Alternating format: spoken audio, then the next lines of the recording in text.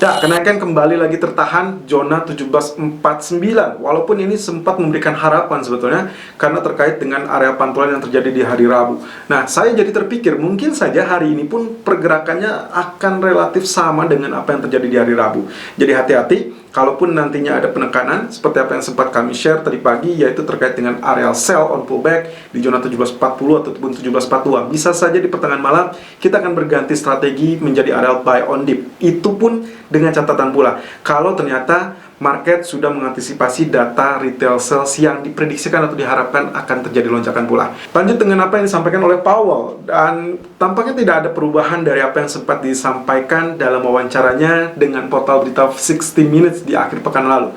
Ya, Powell kembali menyoroti terkait dengan adanya pemulihan memang sudah terjadi, kemudian juga menyoroti terkait dengan aktivitas yang relatif mungkin bisa dikatakan new normal.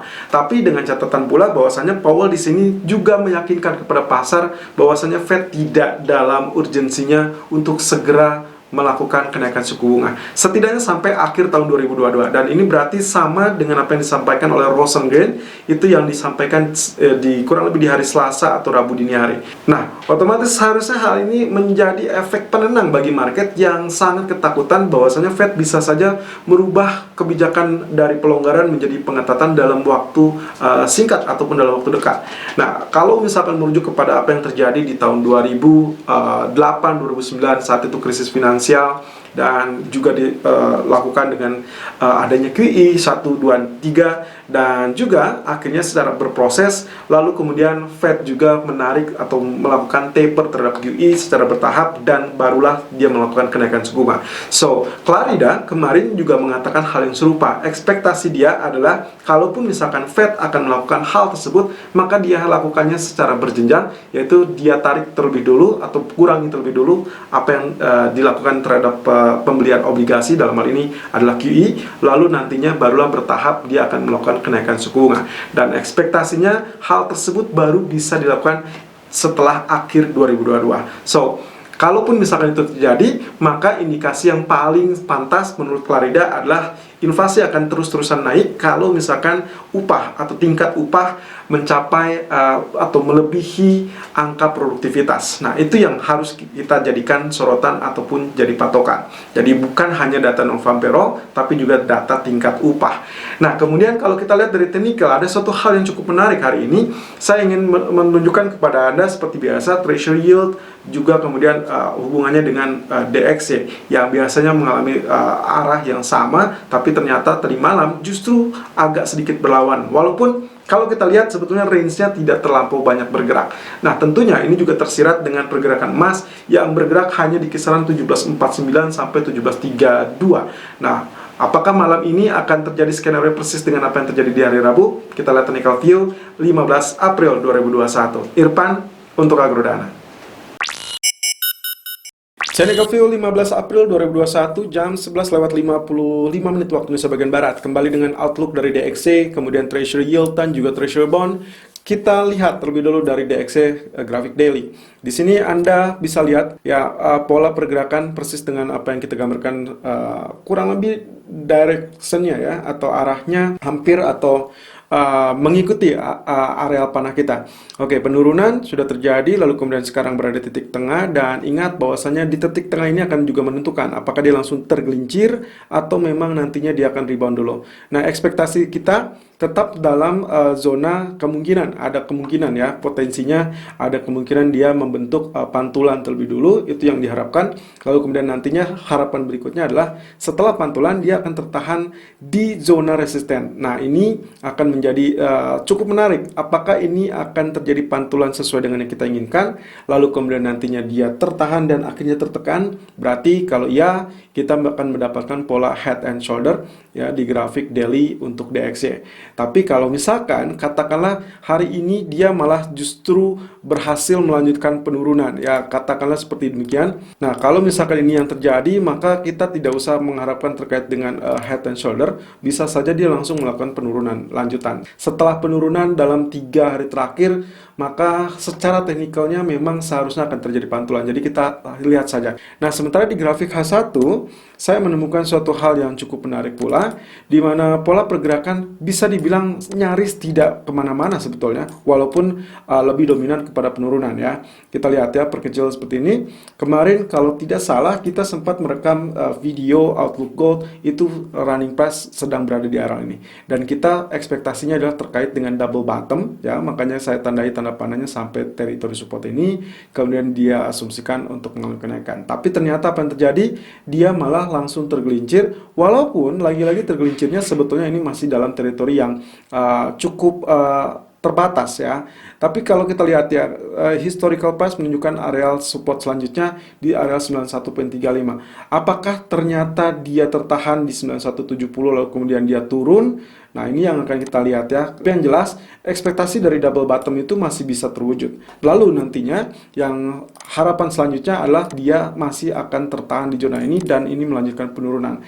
Sampai kurang lebih patokan kita adalah areal trend line ini. Ya, trend line biru ini kalau misalkan dipecah atau ditembus, maka kemungkinan bisa saja dia akan kembali mengalami penguatan dan itu berarti trouble untuk gold kita. Oke, lanjut untuk terlihat dari potensi treasury yield. Kalau kita lihat dari potensi pergerakannya di grafik 1 jam, ini juga sesuatu hal yang menarik. Ya, saya perkecil seperti ini.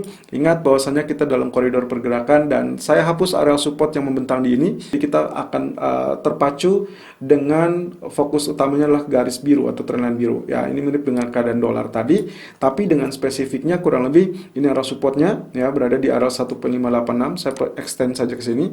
Ini akan menjadi pusat perhatian kita berikutnya. Kalau Anda lihat pola penurunan kemarin tertahan equal dengan bagian ini ya, ini 1.615, kemudian dia zigzag sebetulnya sideways bisa dibilang seperti itu. Walaupun ada naik turun, Anda bisa lihat ya, bandingkan dengan kondisi grafik dolar 1 jam.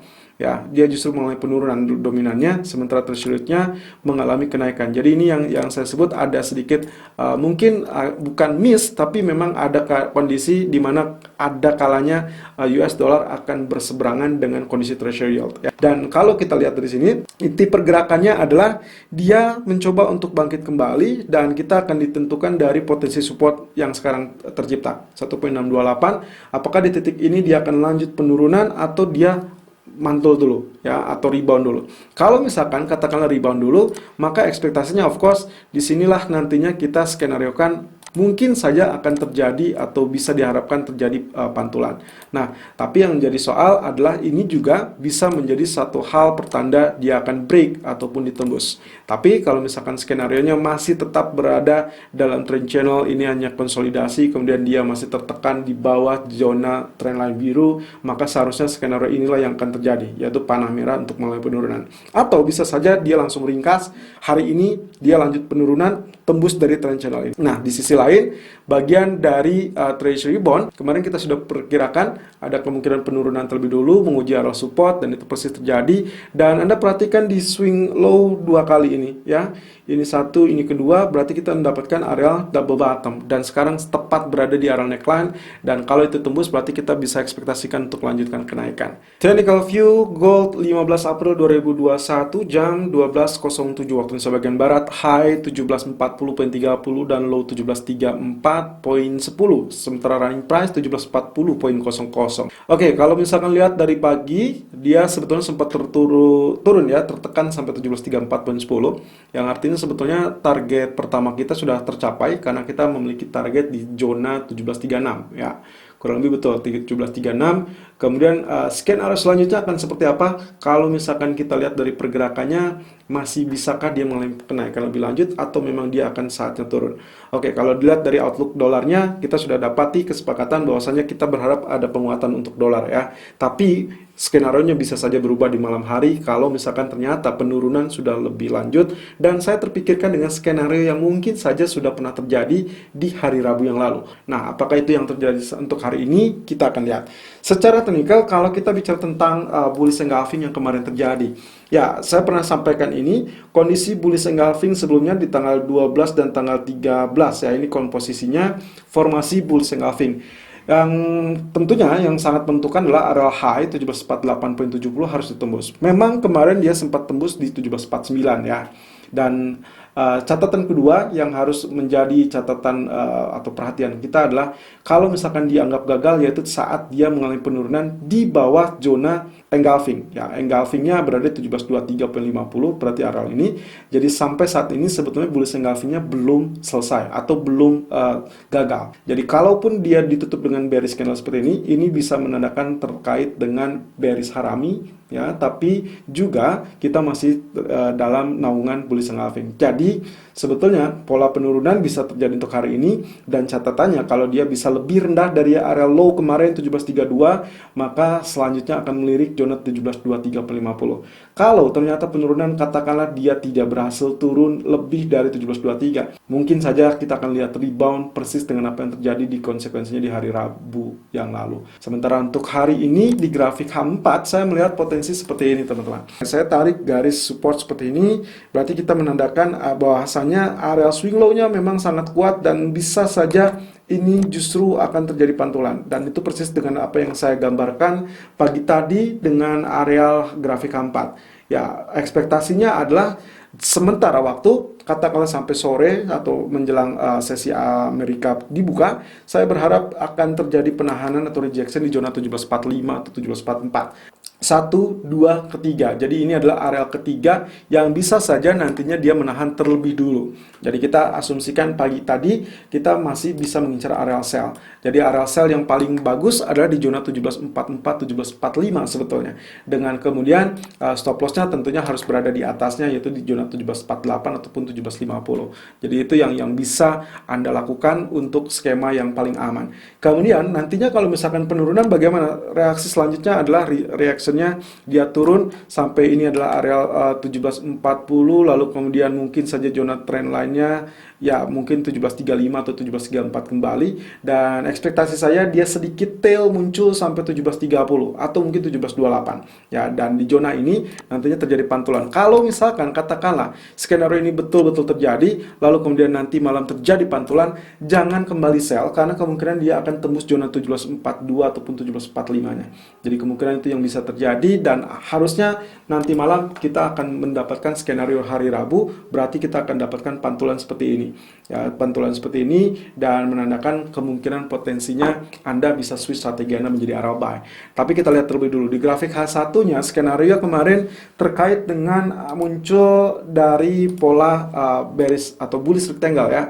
Kemarin saya sudah tandai seperti ini, tapi ternyata Anda lihat di sini tembus. Walaupun sebetulnya dia sempat memberikan harapan ya. Tertahan 1740 persis apa yang kita gambarkan, kemudian dia terpantul sampai zona 1747 atau 1748. Ya, ini sesuai dengan harapan. Namun sayangnya pantulan ketiga ya, ini adalah pantulan keduanya, dia sempat juga spike sampai zona 1746, jadi masih cukup oke karena TP pertama kita tercapai. Lalu kemudian yang ketiga pas dia tes ternyata dia jebol. Nah, walaupun dengan catatan pula Fibonacci retracement terbukti sangat-sangat kuat di area 61.8%. Dia hanya sampai 1732 lalu kemudian terpantul di 1736. So, skenario untuk pagi ini yang saya gambarkan kurang lebih adalah pantulan tadi. Kalau misalkan kita asumsikan dia sudah terpantul, ya dia tertahan, harapan kita adalah tertahan di 1742. Jadi Anda masih bisa melakukan sell terlebih dulu sampai maksimum 1730 sebetulnya kalau lihat dari polanya, atau bisa saja sampai 1724. Dengan catatan pula bahwasanya kalau kita ngikutin areal skenario di hari Rabu, maka di zona 1724, 1725 atau mungkin 27 itu kemungkinan akan menjadi area yang cukup bagus, areal demand yang cukup bagus, dan kita bisa harapkan atau ekspektasikan untuk pantulan kembali. So, skenario untuk pertama yang sempat kami share tadi pagi itu masih tetap berlaku, dan saya rasa TP pertama kita sudah sampai ya 1736 tadi. Jadi kita akan lihat apakah 1730-nya tercapai apa tidak. Yang jelas skenario pertama adalah 1740, 1742 itu adalah area sell Anda. Targetnya adalah 1736 dan 1730 sebagai TP kedua, sementara stop loss-nya adalah 1748. Kemudian skenario kedua nanti malam kalau misalkan katakanlah dia sudah mulai penurunan sampai 1724 atau katakanlah 1728. Ya, kita masih lihat di antara area 76.4% atau area 100% ini. Nantinya kalau misalkan katakanlah retail sales-nya ternyata dirilis bagus, tapi itu sudah direspon atau mungkin saja mirip dengan kejadian yang terjadi di hari Rabu, maka bisa saja di sini Anda mengubah strategi Anda menjadi area buy. Tapi juga dengan catatan, hati-hati di areal ini 1723 ataupun 1722, kalau dia sampai tembus 1720, maka kemungkinan potensinya dia masih bisa untuk mengalami penurunan. Dan skenario terakhir adalah kalau dia ternyata lebih dulu tembus, katakanlah skenario pertama yang sempat muncul 1742, langsung dia lanjut ke 1748 dan tembus, maka Anda sebaiknya langsung switch strategi Anda menjadi area buy. Walaupun dengan catatan pula, targetnya pun akan relatif terbatas di zona 1750-1755. Selalu gunakan stop loss dan risk management sesuai dengan equity dan strategi trading Anda. Irfan untuk Agrodana.